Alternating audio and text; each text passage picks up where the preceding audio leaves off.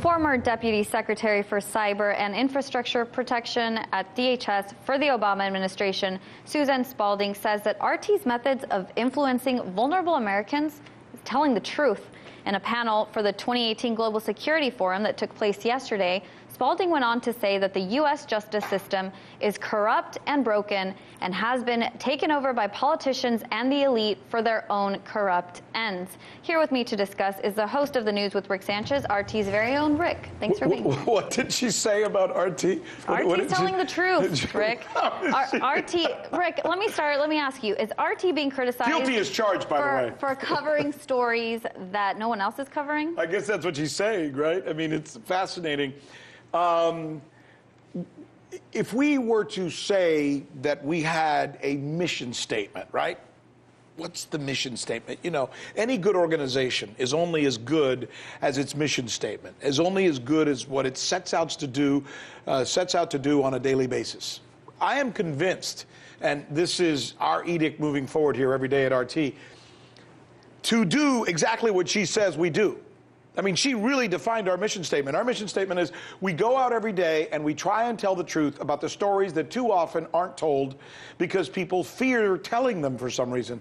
So you're not going to, what are we going to talk about? We're going to tell you, while CNN, MSNBC, Fox News, oftentimes the New York Times, and a lot of other establishment media will not say to you every day, what in the hell are we still doing in Afghanistan? Why have we now been there for 17 years?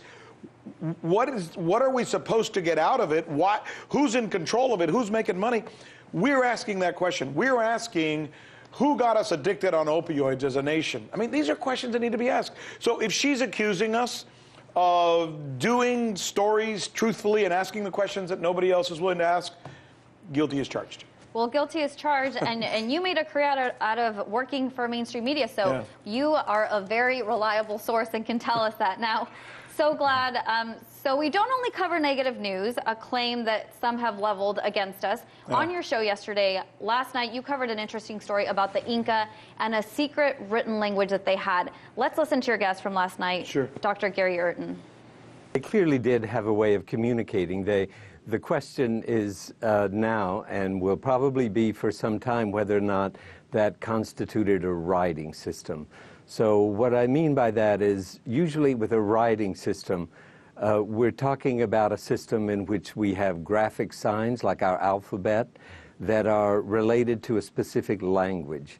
And we think that these quipus, these knotted string devices, that they probably did not signify the sounds of a language, but rather they were something like notations, so that they could be like mathematical formulas, for instance. Rick, this was a very interesting story. Yeah. I haven't heard of it anywhere else.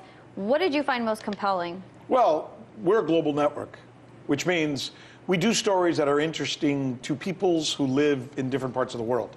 What this professor at Harvard found out is that while we thought that most of the Incas and a lot of the indigenous people of South America really are a bunch of morons who don't know anything, and if it wasn't for our sophisticated European societies, they would still be sitting there eating with their feet.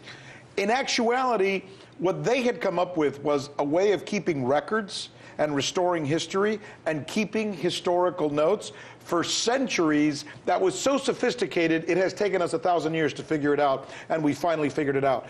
And those beads that they discovered were actually telling the stories of everything that happened throughout their civilization, including when they were explored and eventually taken over by European conquistadors. Well, and Isn't that fascinating? It is, and these are the stories that we're fascinated by and want to tell the world about that are being underreported, not reported at all. Well, by the way, I got an anecdote for you. I just was reading, because you know I do this social media segment on my show, yes. And I was just reading one of my, I'm going to give you a hint. Don't tell anybody, but this is going to be on my show today, okay, Sarah? So somebody just wrote a social media entry, and they said, I was just watching Rick Sanchez on RT, and he just said that there's a possibility that one of those Ukrainian sailors may have been coerced to say what he said because he was being held captive. Can he say that on RT? Wow. Well, that's what's best. Hey YouTube, thanks for checking out our channel. We hope you enjoyed the video. We have tons of content for you just like this. For more of RT America's one-of-a-kind news and analysis, be sure to subscribe and never stop questioning more.